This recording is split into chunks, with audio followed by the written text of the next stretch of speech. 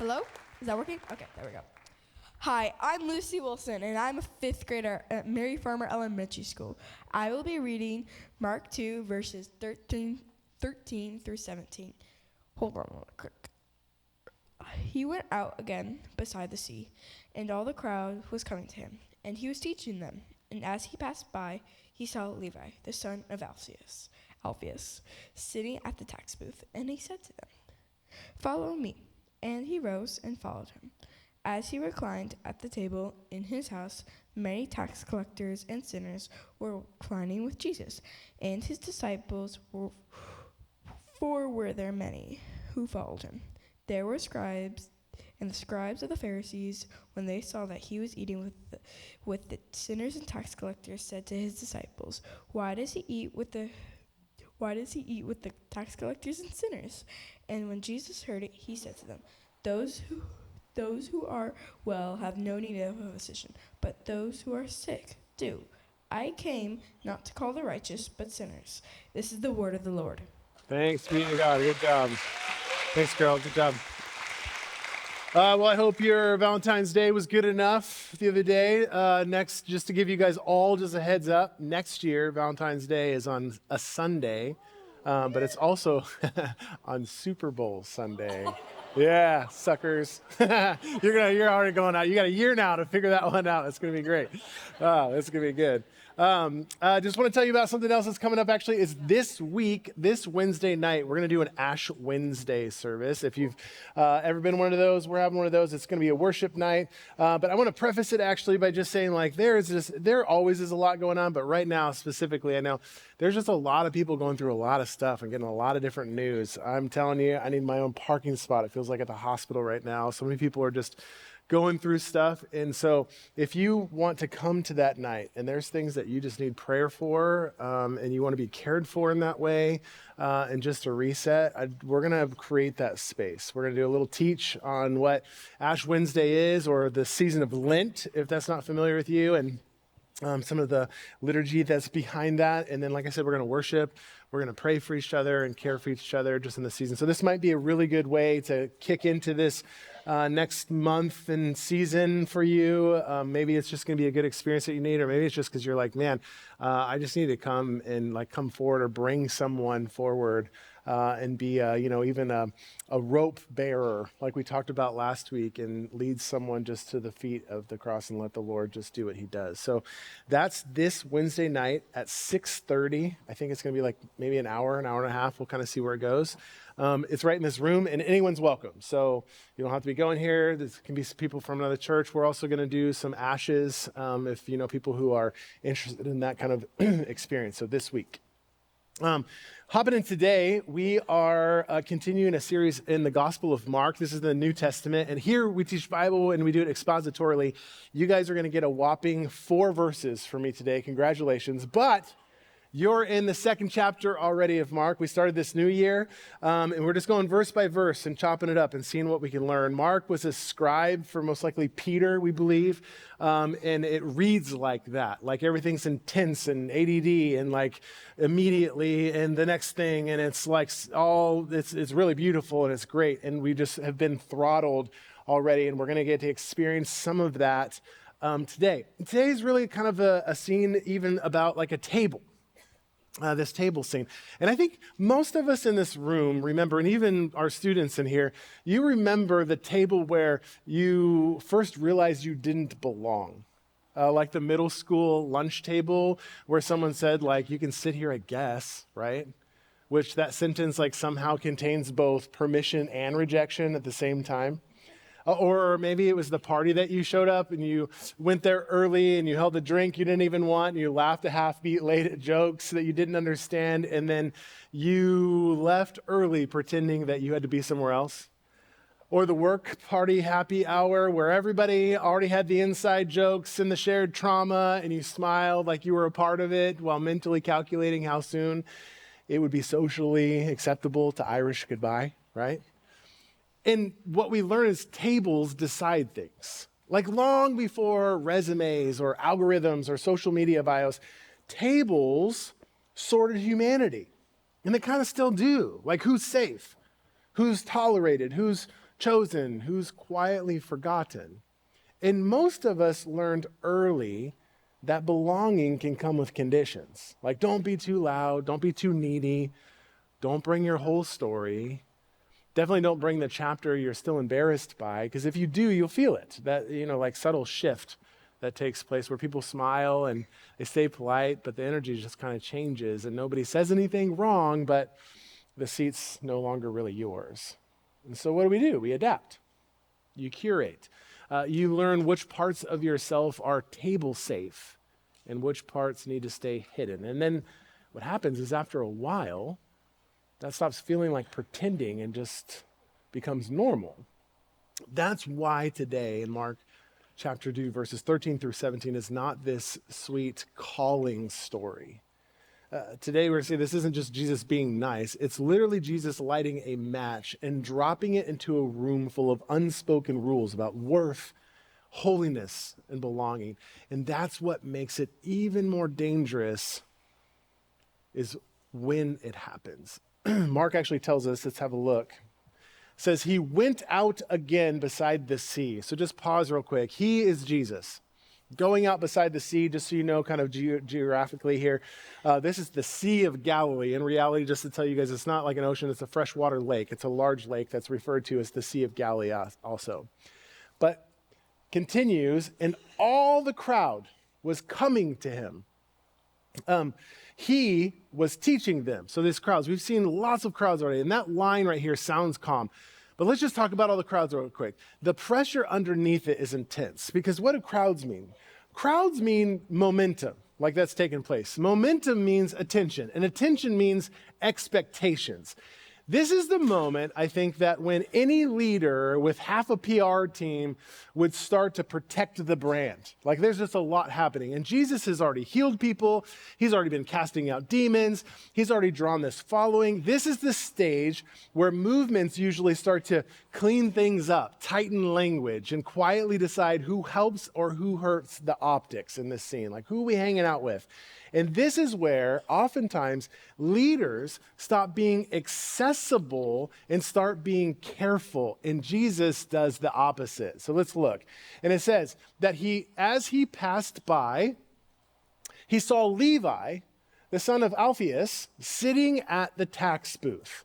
So this is what's important to know right here. This sentence should feel heavy because Levi isn't just a guy with a job. He is the job he is the job that everyone hates. Let me explain this, because a lot of times you guys read in scripture that there's this stuff going on with tax collectors and how bad tax collectors are. So here's first century tax collector stuff in Galilee. This wasn't like a neutral employee, like a government employee. They were subcontractors for Rome, which at the time was the occupying empire. And Rome didn't collect taxes directly. What they did is they outsourced the job to locals who knew the people, the land, and the pressure points. And so what happens is Rome sets the tax quota, and then tax collectors could charge whatever they wanted above that to make their living, which meant Levi's paycheck depended on how much he could squeeze out of his own people. And this wasn't like boring bureaucracy. This was legalized extortion, which is then backed by military force. And if somebody couldn't pay, Roman soldiers showed up, which means Levi didn't just represent greed, he represented betrayal. He made his living off of the suffering of people who spoke his language, shared his heritage, and worshiped his God. And so religiously, tax collectors were considered unclean. They were barred from synagogue, which is like a church. Their money was considered polluted. They couldn't receive charity. You couldn't receive charity from them because it made you look complicit. And then socially, they were just radioactive. Spiritually, they were written off. Parents actually would use tax collectors as these cautionary tales. I mean, don't dare say that you want to be a tax collector. Rabbis avoided them. Nobody prayed for them out loud. Levi, it's not like he woke up every day wondering if people approved of him. He already knew the answer. And I think if you think about that long enough, you realize how crushing that kind of existence is. Like being universally disliked doesn't make you softer. It hardens you. It convinces you that if you're going to be hated anyways, you might as well get paid. And then what happens is Jesus sees him. Sees him. Not glances, not tolerates, sees. Which means Jesus doesn't see a stereotype, a political problem. He sees a soul, a human. And then Jesus does something so socially reckless, it would have made the religious leaders physically uncomfortable. He speaks to him. It says, and as he passed by, he said to him, "Follow me." This is so great. You see this right here. There's like no background check. There's no like moral probation. There's no like, hey, why don't you fix your job situation and then like circle on back, right? It's just straight up an invitation that assumes Levi is still capable of becoming someone else. This is not Jesus like lowering the bar here. This is Jesus redefining where transformation actually begins. Jesus doesn't say, become righteous and then belong. He says, belong and then watch what happens. And right there is why this story still offends people who like religion neat and controlled. It says, follow me. And he rose and followed him. Levi literally stands up and follows him. And Mark doesn't give us any internal dialogue here, but make no mistake, this was a one-way door for Levi. There had already, we've seen fishermen been called here, and fishermen can always go back to fishing. But Levi cannot go back to tax collecting. Rome didn't do second chances. And so Levi literally walks away from income, protection, status, certainty. He trades control for vulnerability, security for trust. And he does it immediately. He stood up and just goes. And I think that's because when you spent your whole life being excluded, being chosen feels like oxygen. So the first thing Levi then does is throw a dinner, which makes like perfect sense. Grace always wants a witness. Mark tells us about it. He says, as he reclined at the table in his house, many tax collectors and sinners were reclining with Jesus and his disciples, for there were many who followed him. So first off right here, reclining matters. I just want to tell you, this isn't like grabbing food and then leaving early. This is staying, lingering, sharing space. In the ancient world, a table fellowship, it was covenantal. Like you didn't eat with people unless you were willing to be associated with them. Basically, tables weren't casual. They were declarations. To a degree, we do the same thing because we'll hear about something like, you were eating with who? Whoa, right? And Jesus doesn't just cross that boundary. He settles in. Like the guest list that we see right here, it's exactly who you'd expect. Many tax collectors, right, and sinners. These are Levi's people. This is like the sphere of influence, his clan, right? His people, his tribe, the ones already pushed out to the margins together. And Jesus doesn't say, let's balance this party out with some respectable folks. He doesn't say like, hey, invite a few Pharisees or something so this looks a little bit better, the optics and stuff. What he does is he steps straight into Levi's world, which means this dinner isn't just hospitality, it's literally discipleship, where Jesus is teaching his followers not with a sermon, but with proximity. That this is what the kingdom looks like when it leaves theory and enters real life. Like it smells like food. It sounds like laughter. It looks messy and loud and deeply inappropriate to religious gatekeepers. It looks like the wrong people being too close to a holy man. And that's exactly where they have a problem. Mark continues, when the scribes of the Pharisees saw that he was eating with sinners and tax collectors, they said to his disciples, why does he eat with tax collectors and sinners? Notice here who they don't talk to. Yeah. Jesus, right? They go sideways. Religion often avoids direct confrontation. It prefers whispered concern. Their question, let's be honest, isn't curiosity, it's control. Because in their worldview, holiness was fragile. And so it must be protected actually by distance. To stay clean was by staying away. You avoid contamination. And Jesus is dismantling this worldview in real time. And so Jesus hears them, and then I love this, he responds to them. It says, and when Jesus heard it, he said to them, those who are well have no need of a physician, but those who are sick.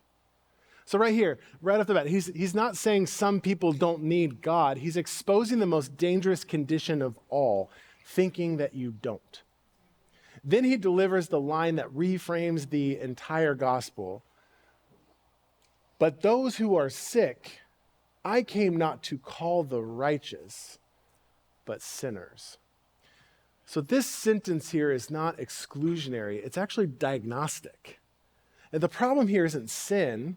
What we're going to unpack here and see is the problem is actually denial. That you can't receive healing if you don't think that you need it. And in that moment, this table that they're at actually becomes this dividing line, not between good people and bad people, but between honest people and self-deceived ones. Levi, he knows he's sick. The Pharisees insist they're fine. Only one of those positions can be healed. And the story then pauses right there. With Jesus still sitting at the table, still eating, still refusing to move away from people that everyone else has moved away from. And don't miss what's quietly happening underneath all of this. See, Jesus is not just challenging personal morality here. He's confronting an entire religious operating system. The Pharisees didn't wake up trying to be villains. They genuinely believed that they were protecting God's holiness because their whole framework was built on separation, clean from unclean, righteous from sinner, insider, outsider. And to them, holiness worked like a hazmat suit, right? You stayed pure by keeping distance.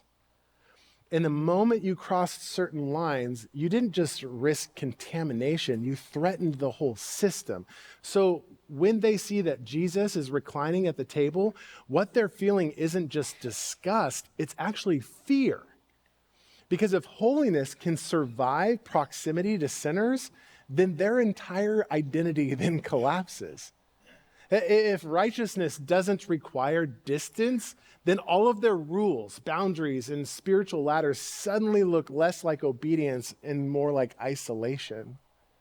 And that's deeply, deeply uncomfortable for people who have built their sense of worth on being separate. That's why they don't ask Jesus directly. That's why they question the disciples. It's safer that way. It's indirect. It's the passive-aggressive holiness. It's the ancient version of posting a vague Instagram story instead of having a real conversation about the thing. Why does he eat with sinners and tax collectors? Isn't really a question. It's just an accusation dressed up as concern. It's them saying, this isn't how God works, without realizing God is sitting 10 feet away chewing on bread. And Jesus' response isn't defensive. He doesn't have to explain himself. He doesn't apologize. He doesn't negotiate. He drops a metaphor so clear that it cuts through centuries of religious noise. Those who are well have no need of a physician, but those who are sick. In other words, you don't go to the doctor to prove you're healthy most of the time. You go because something's wrong, right? Which means the real tragedy in this scene isn't Levi's sin, it's the Pharisees' refusal to actually admit need. That's the brutal honesty baked into this moment. That the people closest to God in their own minds are the furthest from healing, and the people everyone else gave up on are the ones responding fastest to grace. See, Levi doesn't argue. He doesn't defend himself. He doesn't pretend he's misunderstood. He just follows. Because when you know you're sick, what happens is a doctor actually feels like hope, not offense. And there's the uncomfortable truth for anyone who's spent time in church spaces. It is far easier to manage sin than to admit need. I don't even need you to say amen. I know. It's easier to follow rules than surrender pride. It's easier to keep distance than to risk love. And many of you and me struggle with this. But here's the reality. You are weak and desperately pathetic. You can do nothing for yourself, and you don't even realize it. This is the deal. Like we think that's not true, and just the reality. And when you realize how pathetic we are and like how desperately needy we are, there's so much freedom in that. Here's really what happens. It's pride. That's what it is. But let me give you another definition for pride. I think pride is the Christian cancer. All of a sudden, it just snuck up on you, and you didn't even know it was growing and happening. And then all of a sudden, it's just there, and it's killing you, and you didn't even know it. And the Pharisees aren't angry in this moment because Jesus is wrong. They're angry because what's happening is they're revealing something that they don't want exposed. That their version of holiness has no room for mercy, therefore no room for them when they eventually fail. Whew. How scary is that for a lot of us? Jesus staying at this table is not accidental. It's literally intentional defiance. Every bite I think he takes is a sermon. Every laugh is a rebuke. Every moment he remains seated is him saying, this is what the kingdom looks like. No ladders, no filters, not spiritual VIP sections. Table where broken people are allowed to be honest, and then honesty becomes the doorway to transformation. So we end this scene today with Jesus still reclining, still unbothered, still refusing to move away from people everyone else avoided, and the tension hasn't resolved. The Pharisees haven't backed down. The disciples are still processing what's taking place here. Levi's old life is still behind him, yet his new life isn't formed yet, and everything hanging in the air, which is exactly where grace usually meets us.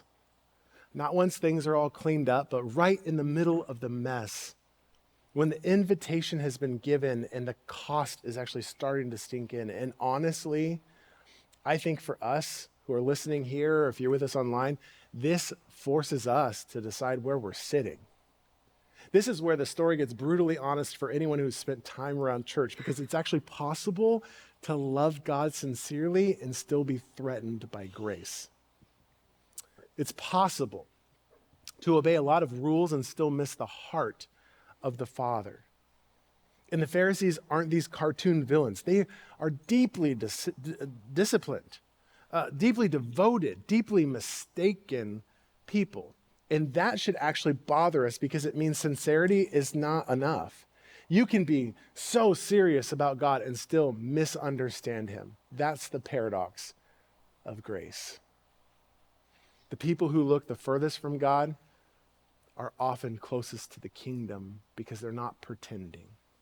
And the people who look the closest can be the furthest because they're hiding behind performance.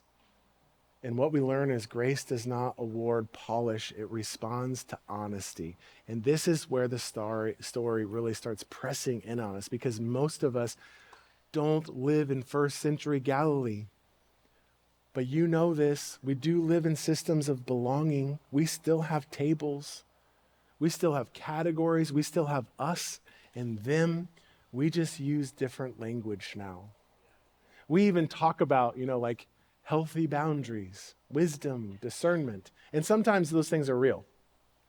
But sometimes they're just spiritualized way of saying, I don't want to get close enough to be uncomfortable to that. And the danger isn't that we would openly reject people like Levi.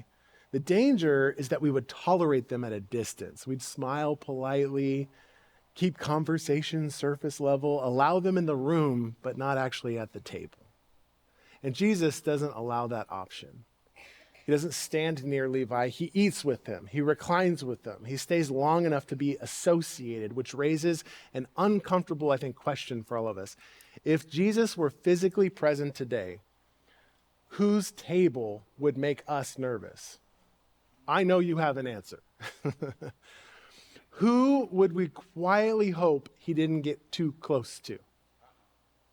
Who would challenge our sense of who belongs and who doesn't? I know you have the person, or persons, or peoples. And it's difficult because whatever that answer is, I think it reveals more about our theology than our words ever could. And it's important to note, Jesus isn't reckless here, but he is radical. He is redefining for us holiness. And in the Pharisaic worldview, holiness meant separation from sinners. But in Jesus' kingdom, holiness means movement toward sinners with restoring love. And that doesn't mean sin doesn't matter. It means sin is no longer the barrier, denial is. Holiness isn't fragile, it's actually powerful. It doesn't get contaminated by brokenness. It heals brokenness. And that redefinition costs something. That's why it's uncomfortable, because it costs comfort. It can cost control. It costs the ability to feel superior, which is why grace is threatening to people who've built their identity on being better than. And the Pharisees didn't just follow the rules, they were the rules. And Jesus is quietly dismantling that identity, sitting at a table where they would never sit. And then you have like the disciples watching all of this happen. And don't miss how disorienting this had to have been for them. Like, think about it. They've all left jobs. They've left families. They're trying to understand who this rabbi is here. And now he's doing the exact opposite of what religious leaders usually do. He's not gathering the impressive. He's not building a respectable inner circle. He's building a kingdom out of people who know they're sick. And has implications for discipleship that I think we often avoid, that following Jesus will put you in proximity to mess. We have a fantastic pastor of care here. Her name is Megan Friedman. And people often, we were talking about this actually just the other day, and she has people who are close to her that just want to understand her job. And they actually said it like this. They're like, why is it your job to work with crazy people, right? Why is it your job to like work with like the mess, like the people no one would ever be around? Like, I'm just not going to walk up to that person. I'm not going to do that thing. And that makes me uncomfortable because following Jesus will put you in proximity to mess. That's what that actually looks like, right? And if you think about it, I mean, and we were talking about this, I mean, like, they're a son, or a daughter, or a mother, or a sister, or a brother, or an aunt, or they're human. And we're messy, but you know the list. Well, following Jesus puts you in proximity to the mess, but I'm telling you, friends, if your faith only works when everyone around you is doing well, it might not be faith, it might be preference. And that's so uncomfortable. Jesus doesn't disciple from a distance. He invites people into rooms that smell like real life. And then he expects his followers to learn how to stay there without losing love or truth. And this is especially challenging for, our generation that's literally shaped by performance, because we're trained to curate everything, our images, our opinions, our spirituality. We know how to look like we're thriving even when we're not. I know that. I do that, right? We know how to say just the right things. We know how to avoid admitting need. And Jesus is not impressed by any of that. He's drawn to honesty, and he moves toward people who drop the act. And Levi here didn't curate his guest list. He literally invites the whole world, the people who drink too much, the people who swear too easily, the people who have given up on being respected. And Jesus doesn't ask him to clean it up first, which I think for us means grace doesn't just save individuals. It literally enters into systems. It steps into your friend groups. It sits in your living rooms. It disrupts your relational patterns. The kingdom doesn't come and just arrive sanitized. It arrives embodied. And somewhere in this story, the question shifts from what did Jesus do to what does it mean to follow him? Who are we becoming? Because following Jesus doesn't just mean agreeing with his theology. It actually means adopting his posture. It means being willing to sit where he sits. It means to stay even when it would be easier to leave. It means to love sometimes when it could cost reputation. It means to let go of the need to be seen as right. That the cost of discipleship in this passage isn't rule breaking, but it's pride breaking. The Pharisees couldn't follow Jesus because following him would have meant stepping down from their moral pedestal. But Levi could follow because he didn't have one to protect. And that's where this text lands with this uncomfortable clarity in a room like this. That the greatest barrier to grace is not sin, it's actually self-sufficiency. It's this quiet belief that we've already figured out how to be fine, that we don't need a doctor, that repentance has got to be for other people, and Jesus refuses to affirm that illusion. So where does that leave us? Sitting at a table. Just like them. And Jesus is still present. He's still inviting. He's still calling. And the table is not a reward for the righteous, it's a meeting place for the honest. And the call has not changed. Follow me. Not after you clean up, not after you get it together, but right now. From the booth, from the mess, from the place that you thought you were disqualified for. Because that, according to Jesus, is exactly where the kingdom begins. Amen. Would you stand as we respond in worship?